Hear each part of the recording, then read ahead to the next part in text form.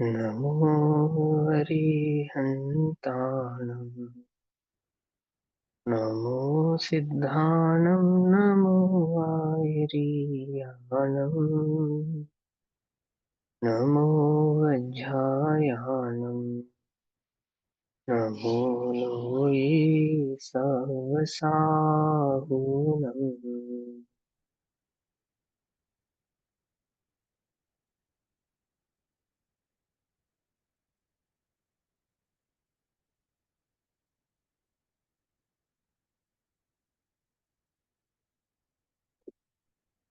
नमः समे साराय सानुभूत्याच कासते चित्स्वभावाय भावाय सर्वभावान्तरच्छिदे।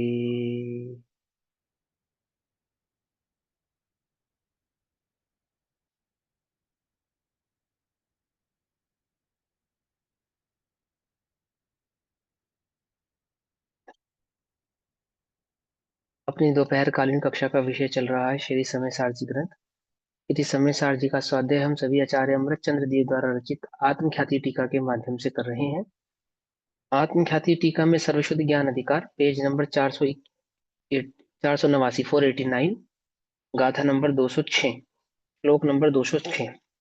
कलश चल रहा है, कलश नंबर 206। भाव चल रहा है। पहले आचार्य श्री निराकरण करते हैं उन एकांत मतियों का जो आत्मा को सर्वथा कर्ता ही मानते हैं। ऐसे सांख्य मतियों की मान्यता का मतलब हमारी मान्यता जो सांख्य मतियों जैसी है उसका निराकरण करके अब मुमुक्षु जीव की ऐसी मान्यता जो बौद्ध मतावलंबी जैसी है, बौद्ध मतियों जैसी है, उन बौद्ध मतियों जैसी मान्यता का खंडन करने के लिए आचार्य अमृतचंद्र देव श्लोक कहते हैं। श्लोक किस प्रकार है? 206 नंबर का श्लोक। क्षणिकमिदमिहे कः कल्पयत्वात्मतत्त्वम्। आपका जो क्षणिकवाद है ना, ये कल्पित है।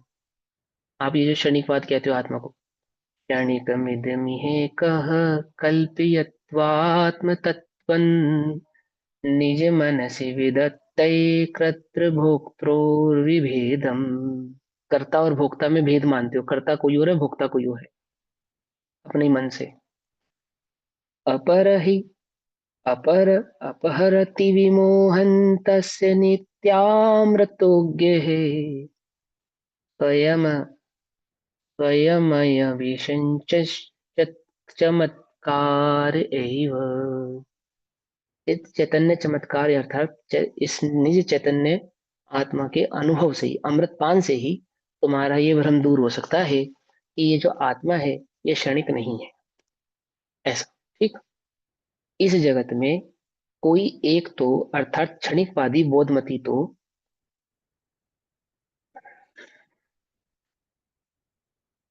कोई एक तो मतलब कोई तो ऐसा थे जो सांख्य मती थे, आत्मा को सर्वथा कर्ता मानते थे।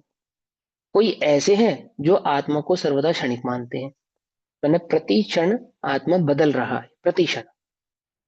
अब ये कहते हैं बौद्ध मतियों का मान्यता ऐसा है कि जो पर्याय का परिणमन होता है वो पर्याय का परिणमन ना होकर संपूर्ण द्रव्य ही उसमें विनष्ट हो जाता है। अर्थात पर्याय के नाश में द्रव्य का नाश हो जाता है और जो नवीन पर्याय उत्पन्न होते हैं उसमें नवीन द्रव्य का उत्पन्न होता है, यानी नई आत्मा का उत्पाद होता है। तो आचार्य कहते हैं भाई देखो, जो पुरानी आत्मा था, जो आत्मा विनष्ट हो गया, उसकी स्मृति नवीन आत्माओं तक कैसे पहुंचती है? अर्थात तुमको जो हमने अभी उपदेश दिया वो उपदेश तुमको 1 घंटे बाद, 2 घंटे बाद, 4 घंटे बाद, 5 घंटे बाद याद रहेगा ना? कि हाँ रहेगा। वो कैसे याद रहा? अब हमने उपदेश किसको दिया था? जिसको उपदेश दिया था वो तो सुनने वाला मौजूद ही नहीं रहा, है ना? और क्षण क्षण बदलने से उपदेश भी त्रुटि में ही ग्रहण होता जाएगा और अंत में जो ग्रहण करेगा वो भी विनष्ट हो जाएगा।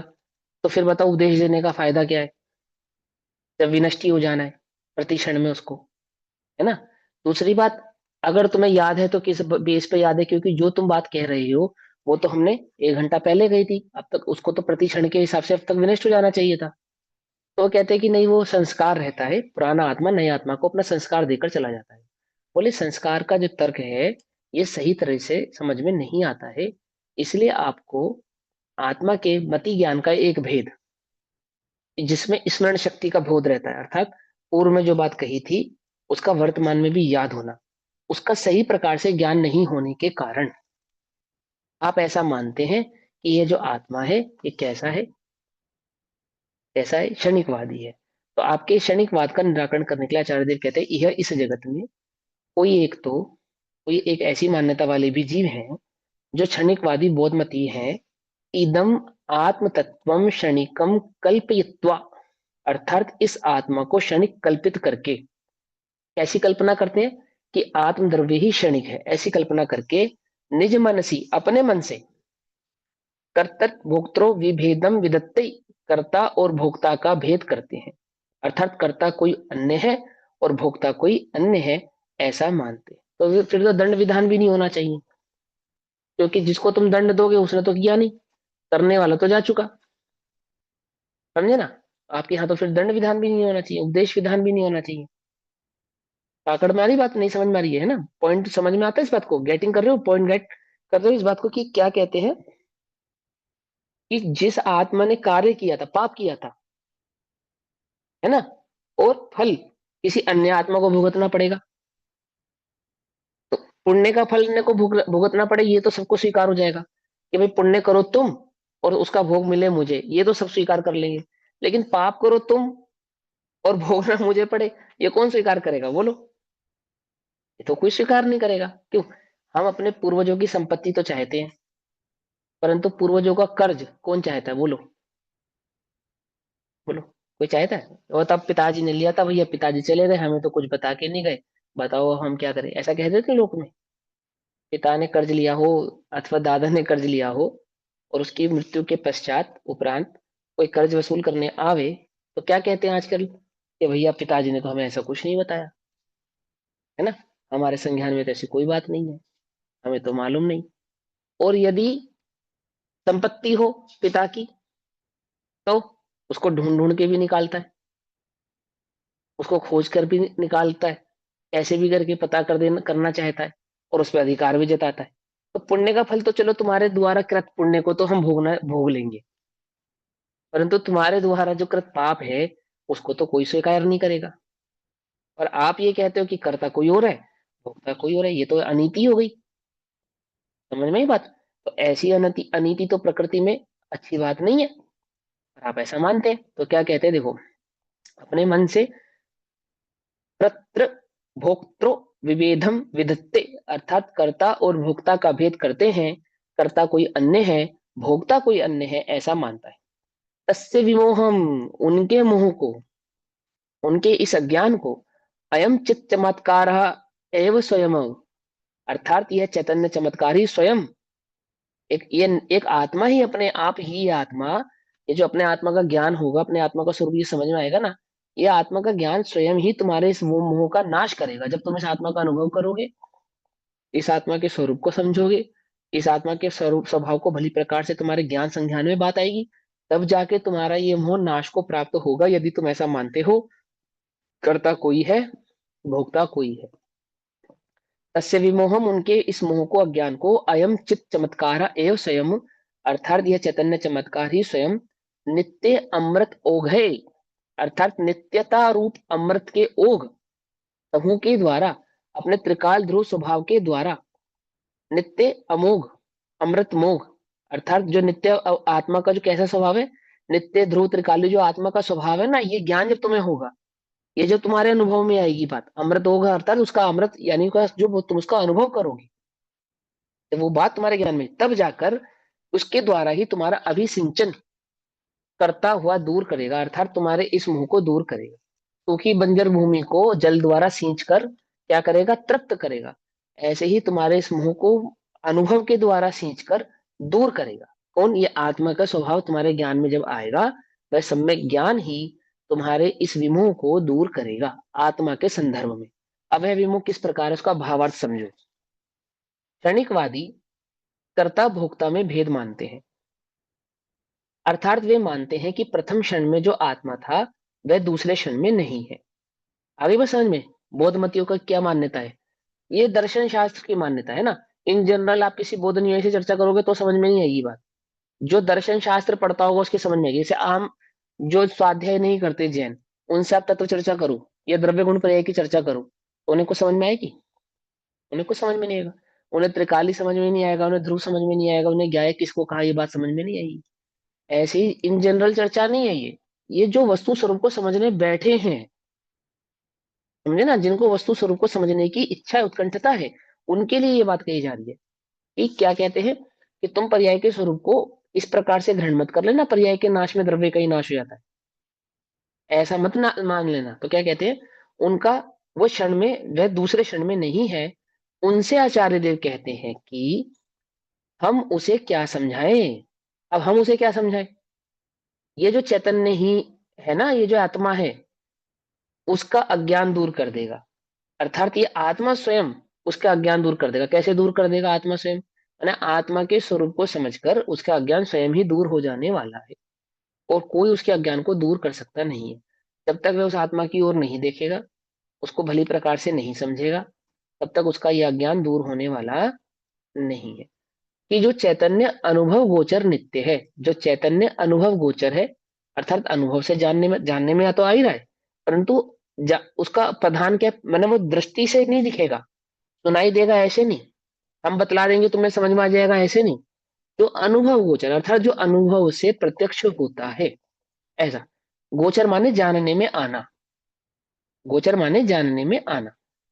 वो जो अनुभव गोचर अर्थात जो अनुभव में प्रत्यक्ष होता है, जिसे कहते हैं इंद्रिय गोचर।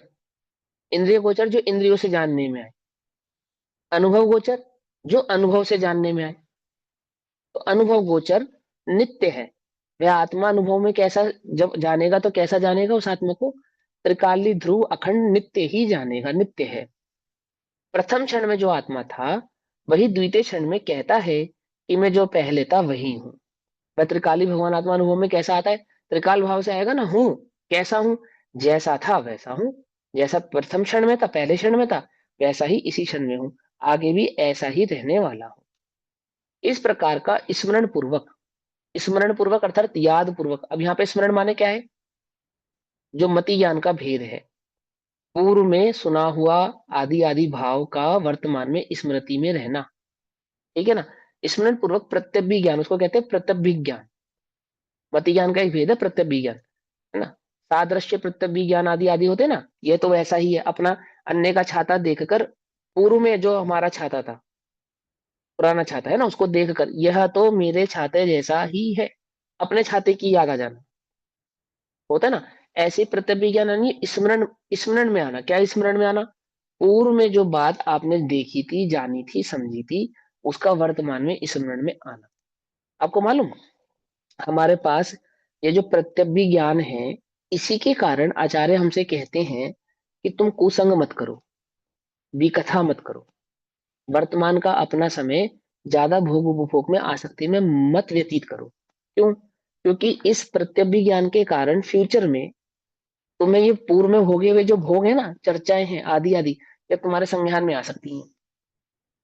तुम कुसंग करोगे, बुरी बुरी बातें देखोगे, गंदे गंदे चित्र देखोगे, गंदी गंदे विचार रखोगे, ये तुम्हारी स्मृति में जमा हो रहे हैं सब, सब तुम्हारी स्मृति में जमा हो रहे हैं।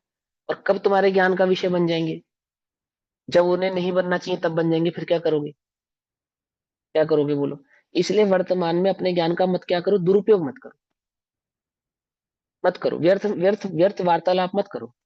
व्यर्थ की चर्चाओं में ज्यादा उपयोग को मत भरमाओ। व्यर्थ की चीजों को ज्यादा देखने समझने सुनने में इंद्रियों को व्यर्थ खराब मत करो। इंद्रियों के माध्यम से इस ज्ञान को व्यर्थ मत करो। क्यों मत करो?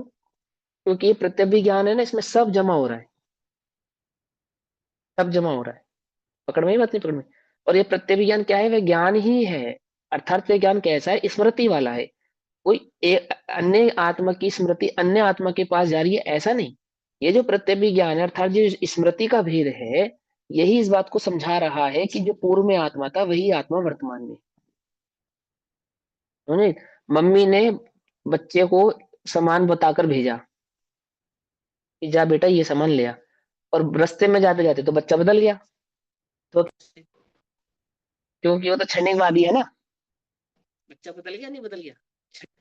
अब सामान तो मम्मी ने बताया था किसी बच्चे को, उस जीव को, और पहुंचा जब तक दुकान पे तो वो अन्य था। अब वो तो भूल ही गया कि क्या मंगाया था। हमें तो पता नहीं हम क्यों आए थे। क्या समझे? कुछ बात समझ में नहीं है। अब हमारा देखो, जब तर्क करते हैं तो ऐसा अजीब लगता है, वो कहते होंगे भैया नहीं नहीं ऐसा कुछ नहीं है, तुम्हें संस्कार का ज्ञान नहीं है ना, इसलिए तुम ऐसा खोटा तर्क करते हो। देखो फुट नोट में क्या लिखा है, फुट नोट पढ़ो।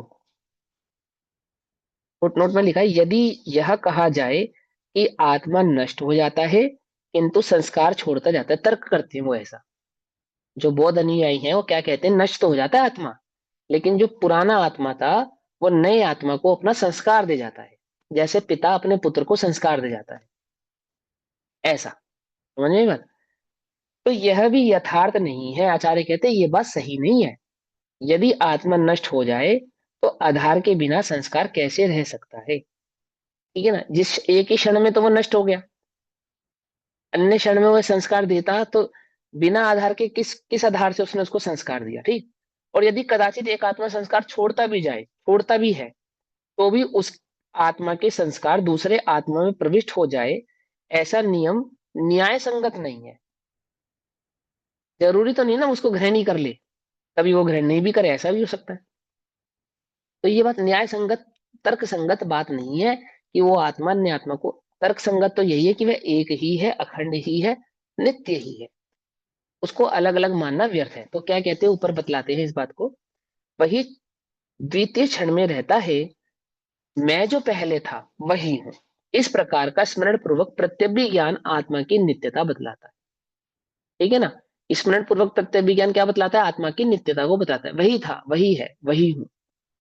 यहाँ बौद्ध मती कहता है कि अभी देखो, जाति स्मरण ज्ञान होगा, तो जाति स्मरण ज्ञान में क्या आएगा बताओ।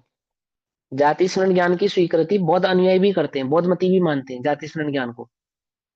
अब वो जाति स्मरण ज्ञान किस बेस में मानेंगे कि ये जो जिस आत्मा को जाति स्मरण ज्ञान है वह इसी आत्मा का ही अन्य आत्मा का है, बोलो। क्या आता है जाति स्मरण ज्ञान में, कि पूर्व भव में मेरे द्वारा आमुक आमुक देशना सुनी गई थी, अथवा आमुक आमुक कार्य हुआ था, इस प्रकार की घटना घटी थी, और तब मैं नहीं चेता, तब मुझे वह बात समझ में नहीं आई, अथवा वस्तु स्वरूप समझ में नहीं आया, आदि आदि। वो जाति स्मरण ज्ञान में उसको बात याद आती है। तो किस आधार से आती है, वो किस आधार से स्वीकार करता है कि वह मैं ही था जिसने ऐसा नहीं किया, अथवा जिसने उन भगवंतों की, आचार्य देव की, गुरुओं की बात को नहीं सुना, नहीं समझा, अथवा आमुक ने मेरे साथ इस प्रकार का कार्य किया था। ये जो जब जाति स्मरण ज्ञान में विषय बनता है ना, जाति स्मरण ज्ञान में फ्यूचर की बात आती है, पास्ट की बात आती है, बोलो। पास की आती है। हाँ पास्ट की आती है ना। अब क्षणिकवादी आत्मा को जाति स्मरण ज्ञान कैसे होगा, किसका होगा, किस आधार से होगा, किसी आधार से नहीं हो सकता, क्योंकि जिसको जिसके साथ वो घटना घटी थी वह तो नष्ट हो चुका है।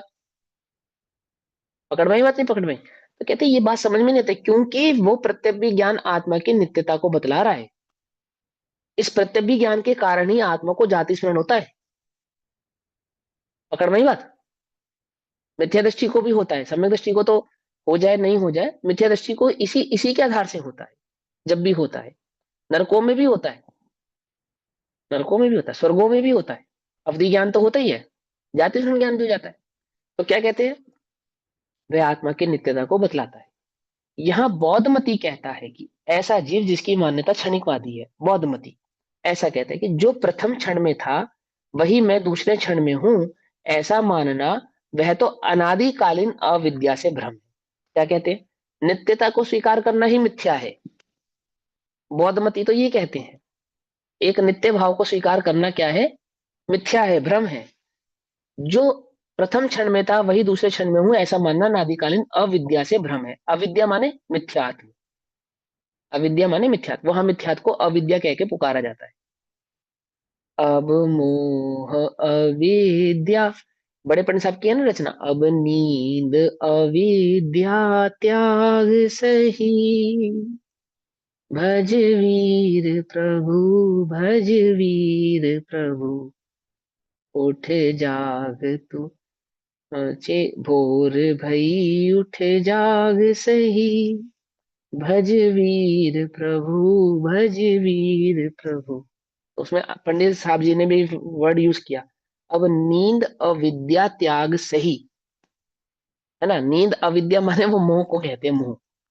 अविद्या माने मिथ्यात्व भ्रम। तो क्या कहते हैं, अविद्या से भ्रम है, यह भ्रम दूर हो तो तत्व सिद्ध हो। अर्थात वो जो उनको क्षणिक बात समझ में आ जाए, क्या समझ में आ जाए कि वह आत्मा मैं नहीं हूं, ऐसा समझ में आ जाए, तो क्या हो जाएगा, वह सिद्ध हो जाएगा और सारे के सारे क्लेश मिट जाएंगे। उसका उत्तर देते हुए कहते हैं कि हे बौद्ध, तू ये जो तर्क अर्थात दलील करता है, उस संपूर्ण तर्क को करने वाला एक ही आत्मा है या अनेक आत्मा है। अब तू तर्क रख रहा है ना कि वहां मैं नहीं हूं, इतनी देर में तो आत्मा बदल गया। तो तर्क रखने वाला कौन था, तू है या कोई अन्य है ना? ये जो तर्क रखा तूने रखा, ये किसी और ने रखा था। और तेरे संपूर्ण तर्क को एक ही आत्मा सुनता है, ऐसा मानकर तू तर्क करता है, या संपूर्ण तर्क पूर्ण होने तक अनेक आत्मा बदल जाते हैं, ऐसा मानकर तर्क करता है? जब तक तू तर्क कर रहा है तब तक तो आत्मा बदल जाएंगे। प्रश्न पूछा किसी ने, उत्तर मिलेगा किसी और को, क्योंकि आत्मा तो क्षणिकवाद, ये बदलता जा रहा है। तो जिसने प्रश्न पूछा था वो रहा नहीं, जिसको उत्तर दे रहा उसको उसको उत्तर देने का भी औचित्य क्या है, क्योंकि वह भी तो बदल जाने वाला है, वो भी तो भी नष्ट हो जाने वाला है। तो मौन रहो, उपदेश किसको करते हो, वो तो क्षणिक हो, वो तो नष्ट हो ही रहा है ना, निरंतर नष्ट हो ही रहा है। यदि अनेक आत्मा बदल जाते हैं तो तेरे संपूर्ण तर्क को तो कोई आत्मा सुनता ही नहीं है, क्योंकि आत्मा तो क्षण क्षण में बदल जाता है। कौन सुन रहा है तेरे तर्क को? तब फिर तर्क करने का क्या प्रयोजन है? एक, यो अनेक प्रकार से विचार करने पर तुझे ज्ञात होगा कि आत्मा को क्षणिक मानकर प्रत्यभिज्ञान को भ्रम कह देना, यह यथार्थ नहीं है। अर्थात अपने स्मरण ज्ञान को स्मरण से जो जानने में आता है, प्रत्यभिज्ञान जो है हमारी स्मरण शक्ति, उसको भ्रम कह देना, यानी स्मरण शक्ति को भ्रम कहते हैं। वो तुम्हें ये जब पुराना पास्ट याद है ना, संस्कार, ये जो पास्ट, ये जो तुम्हारी याद आ रहा है कि सुबह मैंने ये भोगा था, शाम को मैंने भोगा था, ये मेरी पत्नी आदि आदि, ये सारा संस्कार तुम्हारा क्या है, भ्रम है। बोले ये कुछ भ्रम नहीं है, ये मानना भ्रम है। तो आत्मा के उस प्रत्यभि ज्ञान का सही प्रकार से ज्ञान नहीं रखता है, इसलिए तू आत्मा के उस स्मरण प्रत्यभि ज्ञान को क्या मानता है, भ्रम मानता है, यथार्थ नहीं। इसलिए यह समझना चाहिए कि आत्मा को एकांतता नित्य या एकांतता अनित्य मानना, वह दोनों ही भ्रम है।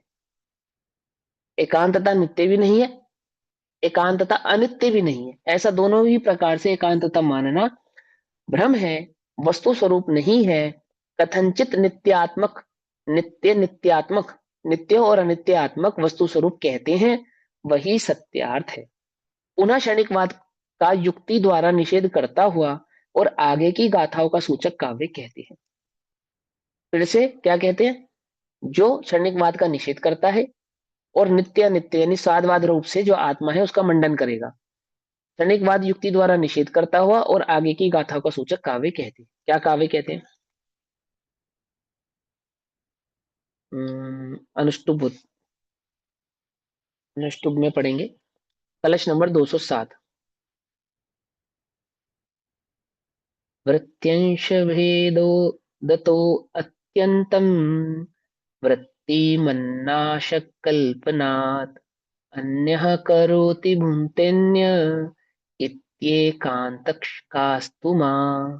अर्थात वृत्ति अंश भेदतः, वृत्यांशों के अर्थात पर्यायों के भेद के कारण, पर्याय क्षणिक होती है ना, प्रति समय पल पल बदलती है, पर्यायों के भेद के कारण अत्यंतन वृत्तिमत नाश कल्पनात्, अर्थात वृत्तिमान, वृत्तिमान जो प्रवर्तमान है, जिसका परिणमन हो रहा है, अर्थात द्रव्य अत्यंत सर्वथा नष्ट हो जाता है।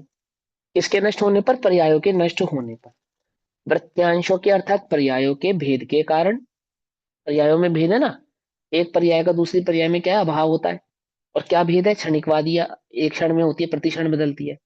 इस पर्याय के भेद के कारण जो उस द्रव्य में भी भेद मानता है, अर्थात जो ऐसा मानता है कि पर्याय के साथ द्रव्य नष्ट हो जाता है, ऐसी कल्पना के द्वारा अन्य करोति, अन्य करता है, और अन्य भुनते, अन्य भोगता है।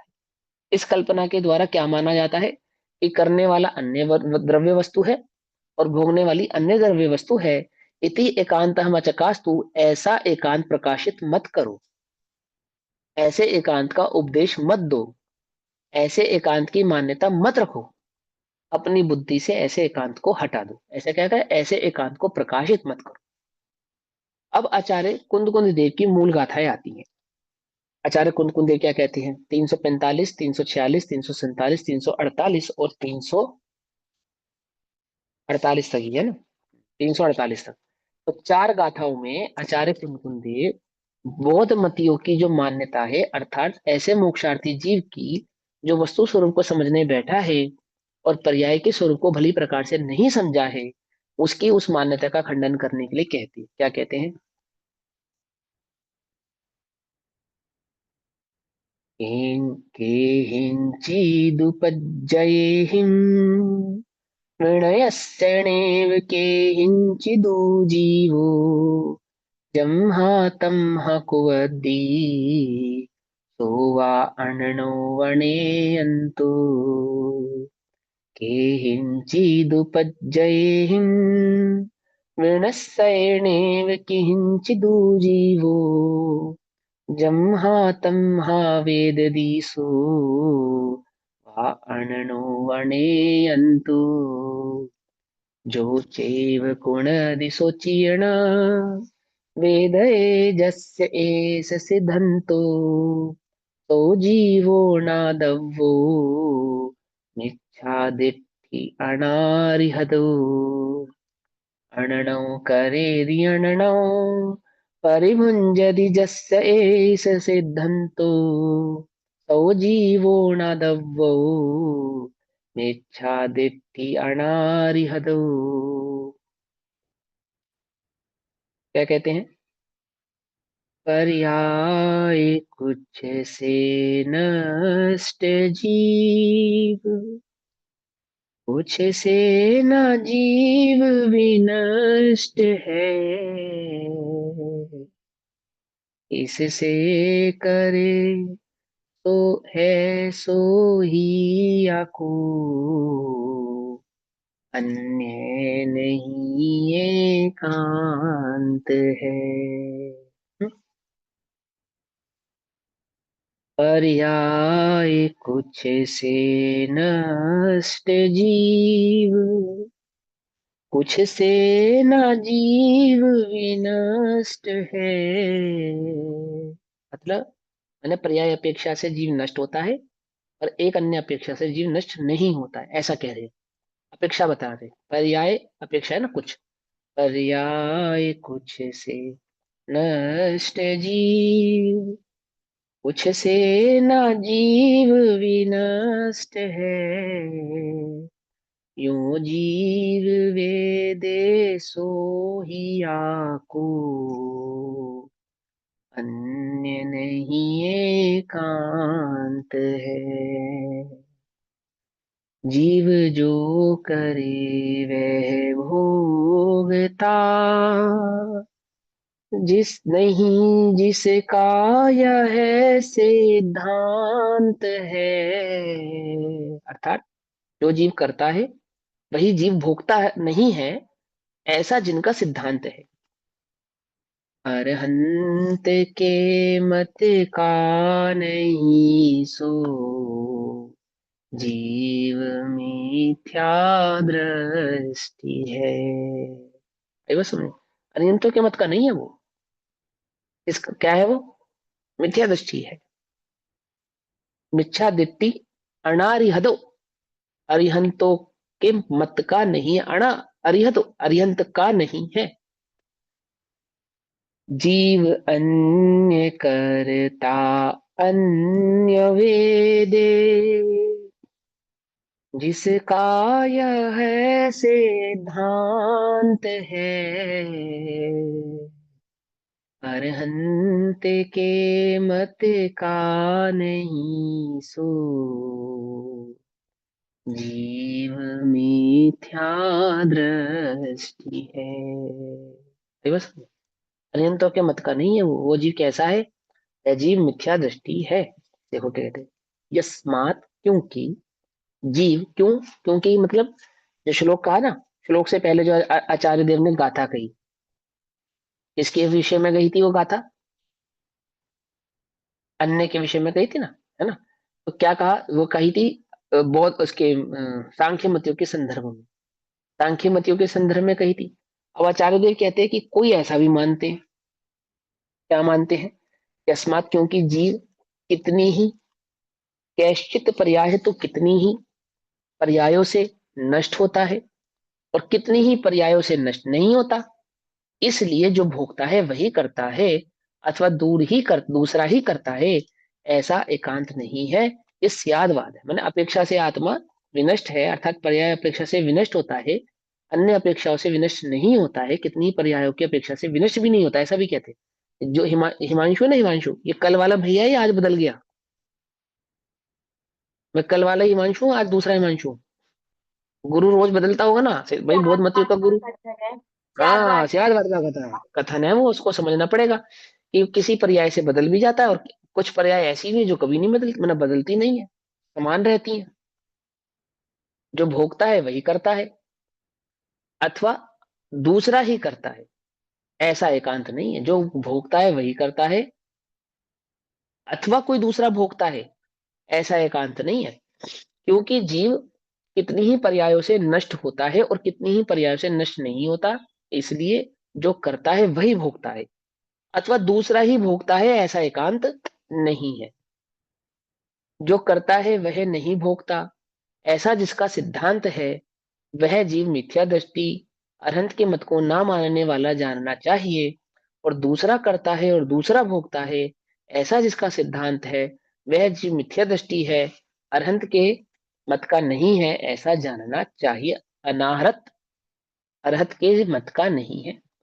जीव प्रति समय संभवते, ठीक। देखो मैंने आपको पहले ही बताया था, हमारा जो मूल नाम है ना आरहत, जैनों को वास्तव में आरहत कहा जाता था, व्रात्य कहा जाता है, आरहत कहा जाता है। जो हमें जैन है ना, जिनके भक्त सो जैन, ये अन्यों से नाम प्राप्त है। मूल हमारी संस्कृति आरहत है। आरहत माने अरिहंत के अनुयायी। इसलिए आचार्य देव ने क्या कहा, अनाहरत अर्थात अजैन। जो भगवान की माने वो आरहत, जो भगवान की ना माने वो अनारहत। आई बात समझ में? अजैन नहीं लिखा ना उन्होंने वहां पे, अनारत लिखा। क्योंकि अरिहंत को मानने वाले को क्या मानते, आरत मानते, ऐसा। ठीक। अब क्योंकि भगवान का नाम एक जिनेन्द्र भी है, इसलिए एक नाम जैन भी है, ऐसा। जीव प्रति समय संभवते होने वाले अगुरु लघु गुण के परिणाम द्वारा, पर्याय जो होती है ना, पर्याय वो अगुरु लघु में जो तटगुणी हानि वृद्धि आदि के परिणमन से होने वाली पर्याय, उसकी अपेक्षा से यहाँ पे अगुरु लघु गुण की मुख्यता से कथन कर रहे हैं। जिनको नहीं समझ में आ रहा है वो टेंशन ना ले, ज्यादा विचार करने की आवश्यकता नहीं है। बस इतना समझो, यहाँ पे कह रहे हैं पर्याय की अपेक्षा से प्रति समय होने वाली अगुरु लघु गुण के परिणाम द्वारा क्षणिक होने से, अर्थात पर्याय की अपेक्षा से परिणमन होने से, क्षणिक होने से, और अचलित चैतन्य के अन्वय रूप गुण नित्य द्वारा होने से। क्या कहा, आत्मा के पर्याय स्वभाव होने पर भी और द्रव्य स्वभाव होने से, पर्याय स्वभाव से निरंतर निरंतर बदलने वाला होने से, और नित्य नित्य जो हमारा सतगुण है आत्मा के अस्तित्व भाव के कारण नित्य होने से, प्रति समय अन्वय रूप से, अर्थात जिसका कभी व्यय नहीं हुआ है। पर्याय कैसी है, निरंतर व्यय होने वाली। द्रव्य कैसा है, अन्वय, जिसका कभी व्यय नहीं हुआ है, अन्वय। आई बस में देखो, बर्फ है ना, बर्फ, बर्फ, उस बर्फ को आपने हवा में रख दिया, अब वो क्या हो रहा है, निरंतर बर्फ का पिघल रही है ना, पिघल रही है। और किस में कन्वर्ट हो रही है, पानी में कन्वर्ट हो रही है। अब ध्यान से समझना, जब वो बर्फ है तब वो बर्फ है या पानी है? तब भी पानी है, तो वो जमा हुआ पानी है। पानी के जमे हुए भाव को बर्फ कहते हैं, और पानी के पिघले हुए भाव को मात्र पानी कहते हैं। अब बर्फ का तो व्यय हो रहा है, परंतु बर्फ में भी पानी अन्वय था, और बर्फ नहीं रहने पर भी पानी अन्वय है, अर्थात उसका व्यय नहीं होता। बर्फ का तो व्यय होता है, पानी का व्यय नहीं होता। बात समझ में? पानी था, बर्फ बनी, फिर पानी हो गया। इसमें अन्वय किसका हुआ? बोले पानी का तो अन्वय है, लेकिन पानी से बर्फ बनी और फिर बर्फ से पानी बना, तो पर्याय का क्या हुआ, निरंतर व्यय हुआ। पानी बदल के बर्फ की फॉर्म में गया, और बर्फ से बदलकर पानी की फॉर्म में आया। लेकिन इसका फॉर्म अभी तक नहीं बदला, पानी ज्यों का त्यों ही रहा, पानी पानी ही रहा। वो बर्फ के फॉर्म में भी पानी था, बर्फ के फॉर्म से पहले भी पानी था, आफ्टर दैट भी वो पानी ही है। आई बात समझ में? ऐसा। तो यहाँ पे उत्पाद व्यय वाला भी लग सकता है। हाँ, अन्वय जिसका वय ना हो। नहीं, अन्वय प्रतिरेक ये सब पर्याय में नहीं आते, अन्वय और हाँ प्रतिरेक तो में और उससे घटित कर। कौन सी पर्याय को अन्वय कहते हैं? एक क्षण की, एक नहीं समय की कहते, पर्याय को, एक समय की अन्वय पर्याय पर्याय। अन्वय। नहीं कहते हैं अन्वय प्रतिरेक, जो हम उस पे न्याय वाले शास्त्रों में उससे घटित हाँ करके पढ़ते बताते हैं। हैं, बिल्कुल करेक्ट है। मैं पहले कह रहा हूँ पर्याय में अन्वय भाव का मतलब क्या होता है। ना बदलने वाला। अन्वय का मतलब क्या होता है? जिसका वय ना हो। नहीं हाँ, होगा। आधा नहीं ऐसा तो है। जिसका वय। हाँ तो देखो इसमें, देखो क्या लिखा, देखो होने से और अचलित। अचलित माने जो चलायमान नहीं है, अर्थात जो ध्रुव है, चैतन्य के अन्वय रूप गुण द्वारा नित्य होने से। आत्मा में कौन सा गुण है? अन्वय गुण। अन्वय का मतलब हुआ वहां पे जिसका कभी वय ना हो। यहाँ पे उसका अर्थ किया, ठीक। अब आप अन्वय प्रतिरेक वाली जो बात यहाँ पे घटित कर रहे हो, वहां पे भी उसके भाव को भली प्रकार से समझो। वहां पे पर्याय में जो अन्वय भाव एक समय का कहा, वो किस अपेक्षा से कहा है? अर्थात उस एक समय की पर्याय के अस्तित्व की अपेक्षा से उसको अन्वय कहा है। जो एक समय का उसका है पना है, अस्तित्व भाव है, उसकी अपेक्षा से कहा पर्याय उसको। मतलब पर्याय पे घटित होती है क्या अन्वय, या गुणों पे जैसे द्रव्य पे घटित करके बताया है इसके अंदर तो। तो गुणों की अपेक्षा से ध्रुव जिसके जिसके अस्तित्व की चर्चा करेंगे, अन्वय अस्तित्व को द्योतक है। और अन्वय शब्द प्रतिरेक अस्तित्व का द्योतक है। प्रतिरेक तो का अर्थ क्या है? निरंतर बदलने वाला। तो ठीक, आप सुनो। चैतन्य के अन्वय रूप गुण द्वारा नित्य होने से। चैतन्य का अन्वय गुण, गुणों का कभी क्या नहीं होता? वह नहीं होता, अर्थात द्रव्य स्वभाव का कभी वह नहीं होता। ऐसा नित्य स्वभावी होने से इतनी ही पर्यायों से विनाश को प्राप्त होता है। अर्थात एक इंद्रिय से दो इंद्रिय, तीन इंद्रिय, चार इंद्रिय आदि आदि होता है। त्रियंत्र से मनुष्य, मनुष्य से देव आदि आदि होता है। कितनी ही पर्यायों का नाश होता है और कितनी ही पर्यायों से विनाश को नहीं प्राप्त होता है कि पर्यायों से विनाश को प्राप्त नहीं होता है। अर्थात पर्यायों के नाश होने पर भी, पर्यायों के निरंतर बदल जाने पर भी, निरंतर बदल जाने पर भी द्रव्य का कभी नाश नहीं होता। अर्थात अर्थ पर्यायों से का विनाश निरंतर चलता है ना, सिद्धों में भी चलता है, अरिहंत भगवान का भी चलता है। कितनी पर्यायों का परिणमन होने पर भी, ज्ञान का निरंतर परिणमन होने पर भी कुछ तो ऐसा का ऐसा ही रहता है। ज्ञान ज्ञान भाव से ही रहता है, दर्शन दर्शन भाव से ही रहता है, नित्य ही रहता है। और कुछ स्थूल पर्याय, व्यंजन पर्याय में बदलाव होता होता होता भी द्रव्य बदलता जाता है। जैसे मैं बच्चे से जवान, जवान से बूढ़ा आदि आदि ऐसा हो रहा है ना, शरीर में परिणमन हो रहा है। लेकिन अर्थ पर्याय के परिणमन में ऐसा परिणमन नहीं होता, वहां द्रव्य ज्यों का त्यों ही बना रहता है। व्यंजन पर्याय के परिणमन में द्रव्य का परिणमन नजर आता है। अर्थ पर्यायों में भी परिणमन होता है, परंतु अर्थ पर्याय के परिणमन में द्रव्य कैसा रहता है? ज्यों का त्यों बना रहता है तो अभी भी। लेकिन व्यंजन की पर्याय की अपेक्षा से बदलाव नजर आएगा। अर्थ पर्याय की अपेक्षा से कोई द्रव्य में वैसा बदलाव नजर नहीं आएगा जैसा व्यंजन पर्याय में नजर आ रहा है। पकड़ में ही बात, वैसा का वैसा ही दिखाई देने वाला है। अणु मात्र ही है, जैसे परमाणु है, वह परमाणु यूं का त्यों ही रहने वाला है। निरंतर पर्याय का परिणमन वहां पे भी हो रहा है। सिद्धों में परिणमन हो रहा है पर्याय का, लेकिन सिद्धों में क्या परिणमन हो रहा है? होता है। सिद्धों में पर्याय का परिणमन होता है ना, लेकिन सिद्धों में हाँ, परिणमन क्या हो रहा है? कोई परिणमन नहीं हो ज्ञान रहा है। नहीं, समझ रहे? जो ज्ञान ज्ञान कुछ पर्यायों की अपेक्षा से परिणमन नजर आता है, कुछ की अपेक्षा से नजर नहीं आता। बस इतनी बात समझो यहाँ पे। ज्यादा विषय समझने की आवश्यकता नहीं है आपको, इतनी बात समझ लो। सिद्धांत वो न्याय तर्क में घुसोगे तो थोड़ा सा कंफ्यूज हो जाओगे। अभी फिलहाल इतना समझो कि कुछ पर्यायों से बदलता हुआ दिखाई देता है और कुछ पर्यायों से नहीं बदलता हुआ भी दिखाई देता है। दोनों प्रकार की बातें समझा रहे हैं।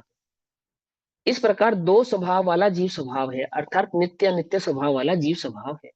द्रव्य की अपेक्षा से देखने पर जीव में कोई परिणमन नहीं है, पर्याय की अपेक्षा से देखने पर निरंतर परिणमन है। अब द्रव्य स्वभाव को तो तुम जानते नहीं, आत्मा को तो तुम जानते नहीं। तो जिन पर्यायों को तुम जानते हो, उन पर्यायों से आचार्य जी तुमको समझा रहे कि देखो कुछ पर्यायों में तो तुम बदलते हुए दिख रहे हो ना, काले से गोरे हो गए, सफेद हो गए तुम्हारे बाल, एकदम टाइट चेहरे पर स्किन का झुर्रियां पड़ने लगी। और कुछ पर्याय तुम्हारी ऐसी हैं, जो तुम कल थी वो आज ही हो। आज से 20 साल पहले भी तुम वही थी, आज 20 साल बाद भी तुम ही हो ना, किसी अन्य से तो बात नहीं कर रहे ना। तुम वही हो ना जिससे हम 20 साल पहले मिले थे, या कोई और हो।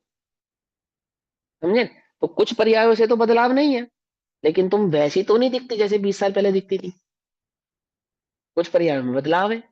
आई बात समझ में या नहीं समझ में आई अभी? 20 साल पहले मिले थे, आज भी वही हो। 20 साल पहले जैसे दिखती थी, आज वैसा नहीं दिखती हो। तो कुछ पर्यायों से बदलता है, कुछ पर्यायों से नहीं बदलता है। समझ में आई बात? नहीं समझे? ऐसे ही यहाँ समझाना चाहते हैं कि पर्याय अपेक्षा से बदलने वाला और द्रव्य अपेक्षा से नहीं बदलने वाला, ऐसा दो स्वभाव वाला जीव स्वभाव है। इसलिए जो करता है वही भोगता है, अथवा दूसरा ही भोगता है, जो भोगता है वही करता है, अथवा दूसरा ही करता है, ऐसा एकांत नहीं है। समझ में बात? ऐसा बिल्कुल एकांत नहीं है। तो क्या कहते हैं? इस प्रकार दो स्वभाव वाला जीव स्वभाव है, इसलिए जो करता है वही भोगता है, ऐसा भी मात्र एकांत नहीं है कि किया है तो भोगेगा ही भोगेगा, ऐसा भी एकांत नहीं है। ठीक है ना? क्या है, उसका जो कर्म बांधे हैं उनको तपस्या आदि पूर्वक नाश भी कर सकता है ना। तो जो किया है उसको भोगना ही पड़ेगा, ऐसा भी एकांत नहीं है। अथवा जो करेगा दूसरा और भोगेगा दूसरा, ऐसा भी एकांत नहीं है। अथवा जो भोगता है वह करता ही है, अथवा जो दूसरा ही करता है, ऐसा एकांत नहीं है। इस प्रकार अनेकांत होने पर भी जो पर्याय उस समय होती है उसी को परमार्थ सत्व है, इसलिए वह वस्तु है। इस प्रकार वस्तु के अंश में वस्तुत्व का अध्यास करके शुद्ध नय के लोभ से ऋजु सूत्र नय के एकांत में रहकर जो यह देखता मानता है कि जो करता है वह नहीं भोगता, दूसरा करता है और दूसरा भोगता है, उस जीव को मिथ्या दृष्टि ही देखना मानना चाहिए। क्योंकि पर्यायों का क्षणिकत्व होने पर भी पर्यायमान जो द्रव्य है, चैतन्य चमत्कार आत्मा है, वह तो टंकोत्कीर्ण माने कि ध्रुव स्वभाव वाला नित्य ही अंतरंग में प्रतिभासित होता है। भावार्थ, वस्तु का स्वभाव जिनवाणी में द्रव्य पर्याय स्वरूप कहा है, इसलिए स्यादवाद से ऐसा अनेकांत सिद्ध होता है कि पर्याय अपेक्षा जो वस्तु क्षणिक है, द्रव्य अपेक्षा से नित्य भी है। जीव भी वस्तु होने से द्रव्य पर्यायात्मक है, अर्थात द्रव्य पर्याय स्वरूप है। इसलिए पर्याय दृष्टि से देखा जाए तो कार्य को करती है एक पर्याय और भोगती है दूसरी पर्याय। जैसे कि मनुष्य पर्याय ने शुभाशुभ कर्म किए और उनका फल देव आदि पर्यायों ने भोगा। यदि द्रव्य दृष्टि से देखा जाए तो करता है वही भोगता है, क्योंकि मनुष्य अवस्था में करने वाला भी वही आत्मा था और अन्य अवस्था में भोगने वाला भी वही आत्मा है। जैसे कि मनुष्य पर्याय में जिस जीव द्रव्य ने शुभाशुभ कर्म किए थे, उसी जीव द्रव्य ने देवादि पर्याय में स्वयं किए गए कर्म के फल को भोगा है। इस प्रकार वस्तु का स्वरूप अनेकांत रूप सिद्ध होने पर भी जो जीव शुद्ध नय को समझे बिना शुद्ध नय के लोभ से वस्तु के एक अंश को अर्थात वर्तमान काल में वर्तने वाली पर्याय को ही वस्तु मानकर ऋजु सूत्र नय के विषय का एकांत पकड़कर यह मानते हैं कि जो करता है वह नहीं भोगता। ऋजु सूत्र नय मतलब कि वो पर्याय की अपेक्षा से क्षणिक माने नष्ट हो जाने वाला, प्रति समय नष्ट हो जाने वाला, ऐसा मानते हैं कि जो करता है वह नहीं भोगता, अन्य भोगता है, और जो भोगता है वह नहीं करता, कोई अन्य करता है, वह जीव मिथ्या दृष्टि है। मंशु भैया, अरहंत के यहाँ मत पे लोभ के एक वस्तु के एक अंश को ही वस्तु मानकर, ये बात नहीं मुझे समझ आई। दूसरी सेकंड लोभ लाइन। माने लोभ माने बस उसी का अतिरेक करके, उसी एक बात को मानकर, उसी एक बात को पकड़ के बैठ गया, अन्य बातों पे ध्यान नहीं दिया, अन्य बातों का गौर नहीं किया, अन्य सूत्र अन्य न्यायों की अपेक्षा को नहीं समझा, एक न्याय की एक अपेक्षा को ही पकड़ के बैठना, उसको कहा लोभ। जैसे लोभी धन को पकड़ के बैठा ना, छोड़ता नहीं है, ऐसे ही ये एक सूत्र के एक एक न्याय को पकड़ के बैठा है, अन्य की ओर देख भी नहीं रहा है और उसको छोड़ भी नहीं रहा है, उसी को पकड़ के बैठा है, कुछ नहीं दिखाई दे रहा उसके सिवाय से, ऐसा। ठीक? क्योंकि पर्यायों का क्षणिकत्व होने पर भी सॉरी अन्य भोगता है और जो भोगता है वह नहीं करता, अन्य करता है, वह जीव मिथ्या दृष्टि है। अरिहंत के मत का नहीं है, क्योंकि पर्यायों का क्षणिकत्व होने पर भी द्रव्य रूप चैतन्य चमत्कार तो अनुभव गोचर नित्य है। अनुभव से जानने में प्रत्यक्ष अनुभव कैसा है? ध्रुव स्वभाव है ना, त्रिकालीय। प्रत्यभिक ज्ञान से ज्ञात होता है कि जो मैं बालक अवस्था में था वही मैं तरुण अवस्था में था और वही मैं वृद्ध अवस्था में हूं, है ना। इस प्रकार जो कथनचित नित्य रूप से अनुभव गोचर है स्वयं संवेदन में आता है, और जिसे जिनवाणी भी ऐसा ही कहती है, उसे जो नहीं मानता वह मिथ्या दृष्टि है, ऐसा समझना चाहिए। आई बात समझे? अब इसी अर्थ को कलश रूप काव्य के द्वारा कहते हैं। आचार्य अमरचंद्र देव इसी पे पहले भी कलश कह चुके, अब फिर से इसी भाव पे फिर से एक कलश कहते हैं। क्या कलश कहते हैं? हम्म, आत्मानं परिशुद्धमिप सुभिरति व्याप्तिं प्रपद्धान्धके कालोपाधिबलाद् शुद्धिमधिकान्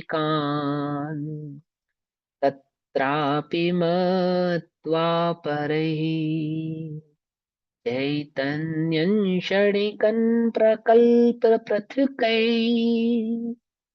शोद्धर्जुसूत्रैरतैरात्मा वियुजित ऐषहारवदहो निःसूत्र आत्मानं परिशुद्धम इप्सुभि परई अंधकई। अंधकई अर्थात आत्मा को संपूर्णतया शुद्ध चाहने वाले अन्य किन्हीं अंधों ने है। देखो ध्यान से समझना क्या कहता है चल। आत्मा को संपूर्णतया शुद्ध, शुद्ध संपूर्णतया शुद्ध चाहने वाले, आत्मा को चाहते कैसा है? शुद्ध चाहते, चाहते तो वो आत्मा को शुद्ध स्वभाव ही है ना। अन्य किन्हीं अंधों ने, बालिश जनों ने अर्थात बौद्धों ने, बालक बुद्धियों ने, है ना, बालिश जनों ने काल उपाधि बलात् अपि तत्र अधिकाम अशुद्धिम मत्वा, काल की उपाधि के कारण भी आत्मा में अधिक अशुद्धि मानकर अति व्याप्तिम प्रपद्ध, अति व्याप्ति को प्राप्त होकर, अति व्याप्ति क्या है ये?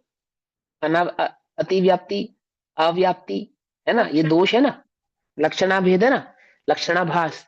तो अति व्याप्ति को प्राप्त होकर शुद्ध ऋजु सूत्र रत ही, शुद्ध ऋजु सूत्र नय में रत होते हुए, मतलब एक सूत्र एक नय को पकड़ते हुए चैतन्यम क्षणिकम प्रकल्प्य, चैतन्य को क्षणिक कल्पित करके अहो ऐशा आत्मा विज्जिता, इस आत्मा को छोड़ दिया। किसको पकड़ लिया? एक पर्याय भाव को पकड़ लिया और आत्मा के द्रव्य स्वभाव को, आत्मा को छोड़ दिया।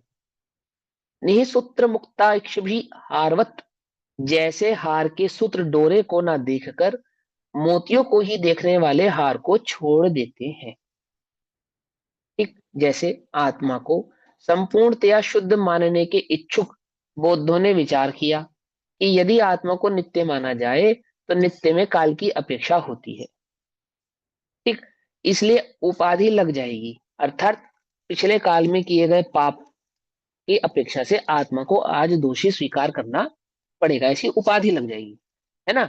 जैसे किसी ने 20 साल पहले चोरी की हो, उसको वर्तमान में भी चोर कह दिया, क्योंकि उसने 20 वर्ष पहले चोरी की थी। किसी को आपने 2 साल पहले क्रोध करते हुए देखा, आज भी आप क्या समझते हो? वो तो, अरे वो तो बहुत क्रोधी है। उपाधि लग गई ना। तो क्या कहा? इसलिए उपाधि लग जाएगी। अगर काल की अपेक्षा नित्य मानेंगे तो काल लगेगा, और काल लगेगा तो उपाधि लगेगी। इस प्रकार काल की उपाधि लगने से आत्मा को बहुत बड़ी अशुद्धि लग जाएगी, और इससे अति व्याप्ति दोष लगेगा। अति व्याप्ति दोष लगेगा मैंने जब भी ऐसा था अब भी ऐसा है, दोनों कालों में एक समान मानना पड़ेगा ना, दोष लगेगा, अति व्याप्ति दोष लगेगा। इस दोष के भय से उन्होंने शुद्ध ऋजु सूत्र नय का विषय जो वर्तमान समय है, वर्तमान समय अर्थात आगे पीछे के समय को गुण करके जो मात्र वर्तमान समय की ही चर्चा करता है, एक समय की, वर्तमान समय की, उतना मात्र क्षणिक ही आत्मा को माना और उसे नित्य नित्य स्वरूप नहीं माना। अर्थात उसे नित्य नित्य स्वरूप ना मानकर क्या कहा? आत्मा जो है अभी है, इसी क्षण है, बस जो है अब है, ना पहले कुछ था ना आगे कुछ होगा, जो है बस इसी क्षण है। उसी क्षण को वो ज्ञाता भाव भी कहते हैं, उसी क्षण को ज्ञाता भाव कहते हैं, और उसी ज्ञाता को ओशो भी ज्ञाता कहते हैं। उसी ज्ञाता को, क्षणिकवाद वाले ज्ञाता को, जो जैनियों को अपने जैसा लगता है, क्या कहते हैं सुनो, जो वर्तमान समय में है उतना मात्र क्षणिक ही आत्मा को माना और उसे नित्य नित्य स्वरूप नहीं माना। इस प्रकार आत्मा को सर्वथा क्षणिक मानने से उन्हें नित्य नित्य स्वरूप द्रव्य पर्याय स्वरूप सत्यार्थ आत्मा की प्राप्ति नहीं हुई। अर्थात आत्मा के द्रव्य स्वभाव को ना जानने के कारण आत्मानुभूति नहीं हुई, आत्मा का मार्ग प्राप्त नहीं हुआ, आत्म संभवित भात को उन्होंने सही प्रकार से समझा पहचाना नहीं। मात्र क्षणिक पर्याय में आत्मा की कल्पना हुई, किंतु वह आत्मा सत्यार्थ नहीं अर्थात क्षणिक मात्र नहीं। ऐसा मोतियों के हार में डोरे में अनेक मोती पिरोए जाते हैं। हार है ना, मोतियों के डोरे में हार का डोरा होता है, तो मोती पिरोए जाते हैं। ऐसे आत्मा में अनेक पर्याय प्रयोग पिरी हुई हैं अनेक गुणों के साथ, है ना। जो मनुष्य उस हार नामक वस्तु को मोतियों तथा डोरे सहित नहीं देखता, मात्र मोतियों को ही देखता है, वह पृथक पृथक मोतियों को ही ग्रहण करता है और हार को छोड़ देता है। अगर डोरा नहीं लोगे और मोती मात्र को हार मानोगे तो मोती उठाओगे हार उठाओगे, मोती ही आएगा ना, डोरा नहीं होगा। जिस हार के में डोरा नहीं होगा उस हार को उठाने पर मात्र मोती ही ग्रहण होगा। ऐसे ही जिस वस्तु स्वरूप में द्रव्य भाव स्वभाव नहीं होगा उस वस्तु स्वरूप को देखने पर मात्र पर्याय की ही दृष्टि होगी, वस्तु स्वभाव की दृष्टि नहीं होगी। ऐसा अर्थात उसे हार की प्राप्ति नहीं होती। इस प्रकार जो जीव आत्मा के एक चैतन्य भाव को ग्रहण नहीं करते और समय समय पर परिवर्तमान परिणाम परिणमन रूप उपयोग की प्रवृत्ति को देखकर आत्मा को अनित्य कल्पित करके ऋजु सूत्र न्याय का विषय जो वर्तमान समय मात्र क्षणिकत्व है उतना मात्र ही आत्मा को मानते हैं। अर्थात जो जीव आत्मा को द्रव्य पर्याय स्वरूप नहीं मानते, मात्र क्षणिक पर्याय रूप ही मानते हैं, वे आत्मा को छोड़ देते हैं, अर्थात उनको आत्मा की प्राप्ति नहीं होती है। क्या रहता है, उनको मात्र पर्याय की ही दृष्टि रह जाती है। अब इसी काव्य में आत्म अनुभव करने को कहते हैं। अब आगे के काव्य में उस आत्मा के अनुभव करने की प्रेरणा देते हैं। आत्म अनुभव करने की प्रेरणा देते हैं अर्थात पर्याय की दृष्टि छोड़कर उस आत्म द्रव्य की ओर देखो, उसके स्वरूप को समझो, उसका अनुभव करो, तो तुम्हें वस्तु स्वरूप भली प्रकार से समझ में आएगा। ऐसा आचार्य देव प्रेरणा करते हैं। क्या प्रेरणा करते हैं, देखो। तत्र वेदित्युच्च युक्तिवशतौ भेदोस्तव भेदोऽपि वा कर्ता वेदयिता च मा भवतु वा वस्त्यवेव संचिन्त्यताम् प्रोता सूत्र इवात्मनि निपुणरे भेत्तुं न शक्या क्वचित् चिन्तामणिमलिकेयभीतुपैका कास्तवेव नः कर्तुः च वेदयतुः युक्तिवशतः भेद अस्तु व अभेदः अपि। कर्ता का और भोक्ता का युक्ति के वश से भेद हो या अभेद हो, युक्ति के वश से अर्थात अपेक्षा से युक्ति के वश से अर्थात उसकी अपेक्षा से उसमें भेद कहो या उसमें अभेद कहो। एक अपेक्षा से भेद है, एक अपेक्षा से अभेद है, तो युक्ति के वश से भेद हो या अभेद हो। वह कर्ता च वेद्यम या भवतु, अथवा कर्ता और भोक्ता दोनों ना हो, ना आत्मा कर्ता है ना भोक्ता है, ऐसा भी है। कर्ता है और भोक्ता है ऐसा भी है, कर्ता और भोक्ता नहीं है ऐसा भी है। वस्तु एवं संचित्यात्म, वस्तु का ही अनुभव करो, पर्याय का अनुभव मत करो, उनके भेद अभेद भावों का अनुभव मत करो, अपेक्षाओं का अनुभव मत करो, उस अपेक्षाओं से बतलाए गए वस्तु का अनुभव करो, अर्थात वस्तु की ओर देखो। अपेक्षाओं से निर्णय किसका करना, अपेक्षाओं का या वस्तु का, है ना, वस्तु का। नींबू पीला है ऐसा कहकर पीलेपन का निर्णय ना करके नींबू का निर्णय करना, शक्कर मीठी है ऐसा कहकर मिठास का निर्णय ना करके शक्कर का निर्णय करना। ऐसे ही आत्मा नित्य है अनित्य है ऐसा कहकर नित्य अनित्य को ना देखते हुए उस नित्यात्मक वस्तु के स्वरूप की दृष्टि करना, ऐसा। तो वस्तु का ही अनुभव करो। निपुणे सूत्र इह आत्मनि प्रोता चित चिंतामणि मालिका क्वचित भेत्तुम न शक्या। जैसे चतुर पुरुष के द्वारा डोरे में पिरोई गई मणियों की माला भेदी नहीं जा सकती, भेदी नहीं जा सकती मतलब तोड़ी नहीं जा सकती, और डोरा नजर नहीं आता उसके अंदर, मात्र मोती मोती नजर आते हैं, ऐसा आमुका है ना। उसी प्रकार आत्मा में पिरोई गई चैतन्य रूप चिंतामणि माला भी कभी किसी से भेदी नहीं जा सकती। इयम एका, ऐसी यह आत्मरूप माला एक ही न अभितः अपि चकास्तु एव, हमें समस्ततया प्रकाशमान हो, अर्थात हमें समस्त संपूर्ण आत्मा ही ध्रुव स्वभावी अनुभव में आए, प्रकाशमान हो अर्थात वह संपूर्ण आत्म तत्व हमारे अनुभव में आए। हमें समस्ततया, समस्ततया मतलब द्रव्य गुण पर्याय सहित उसका स्वरूप समझ में आए, ऐसा। अर्थात नित्यत्व अनित्यत्व आदि के विकल्प छूटकर हमें आत्मा का निर्विकल्प अनुभव होना चाहिए। अपेक्षाओं को छोड़कर उस संपूर्ण आत्मा को, समग्र नान दर्शन समग्र, उस पूरे आत्मा का ही अनुभव हमें होना चाहिए। एक अपेक्षा मात्र का अनुभव हमें आत्मा का नहीं होना चाहिए, ज्ञान नहीं होना चाहिए। आत्मा वस्तु होने से द्रव्य पर्यायात्मक है, इसलिए उसमें चैतन्य के परिणाम रूप पर्याय के भेदों की अपेक्षा जो कर्ता भोक्ता आदि भेद है और चिन्मात्र द्रव्य की अपेक्षा से भेद नहीं है, इस प्रकार दो भेदाभेद है। अथवा चिन्मात्र अनुभव में भेद अभेद क्यों कहना चाहिए? तो क्योंकि आत्मा को कर्ता भोक्ता ही ना कहना चाहिए, वस्तु मात्र का अनुभव करना चाहिए। जैसे मणियों की माला में मणियों की और डोरे की विवक्षा से भेदाभेद है, परंतु माला मात्र के ग्रहण करने पर भेदाभेद विकल्प नहीं है। इसी प्रकार आत्मा में पर्याय की और द्रव्य की विवक्षा से भेदाभेद है, परंतु आत्म वस्तु मात्र का अनुभव करने पर कैसा विकल्प नहीं है? भेद और अभेद का कोई विकल्प नहीं है, मात्र एक आत्मा चैतन्य चमत्कार ही है। आचार्य देव कहते हैं कि ऐसा निर्विकल्प आत्मा का अनुभव हमें प्रकाशमान हो अर्थात प्रकट हो। अब आगे की गाथाओं का सूचक काव्य कहते हैं। अब काव्य नंबर 210 में आगे आने वाली गाथाओं के भाव को कहेंगे। अभी समय हुआ, तब तक के लिए सभी को जय जिनेन्द्र। ओम नमः सिद्धेभ्य। निज निधि निज में बताई, यह अनंत उपकार है, उसके लिए जिनवानी माँ को वंदना शतबार। नमो।